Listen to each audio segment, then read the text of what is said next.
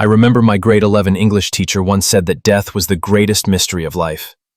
We don't know what exists on the other side of the curtain of life, but we've spent eternities trying to figure it out. For me, it was never much of a mystery. Life is simply a series of impulses created by our brain, and when it shuts down, game over. Check, please. There was nothing beyond life.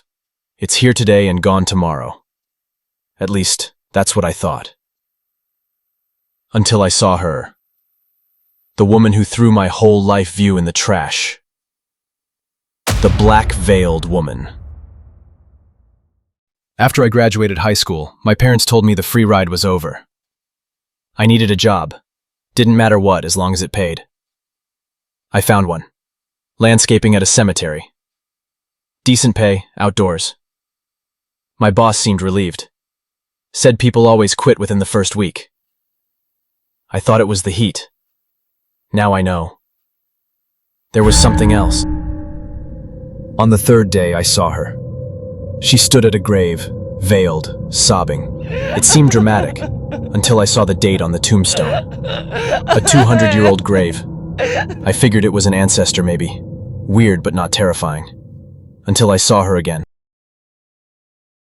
3 days later, she returned. This time with a tall, old man in a dirty, decayed suit. She knelt, picked up soil, and I swear she ate it. I wanted to puke, but I told myself she was just grieving. Just weird. The old man moved like every bone in his body was broken. And when he turned, I saw his eyes. Pure white.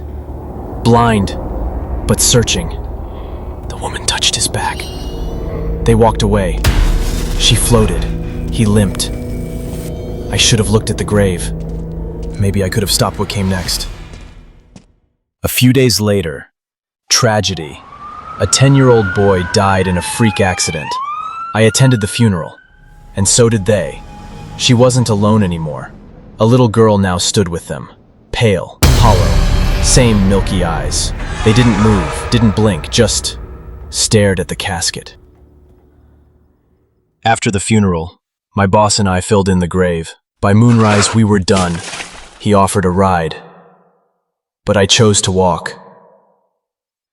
It should have been peaceful, but that night, something felt wrong, like being watched.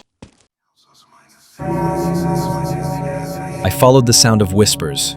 There they were again, her, the old man, the girl, and they stood before the boy's grave. She chanted, raised her veil. I zoomed in with my phone camera and I saw her. Not human. Not anymore. She consumed soil, then vomited black worms. The worms burrowed into the grave. Silence. Then, movement. The boy returned, rebuilt by worms. Alive again, but wrong. I whimpered. She heard me. They came for me. Jerky, unnatural, like broken dolls. Then, she raised her hands. They stopped. That's when I understood. She was a puppeteer. And the worms, her string. She walked to me. Cold. Inches from my face. She touched me. A worm reached out. All I could think, don't let it touch me.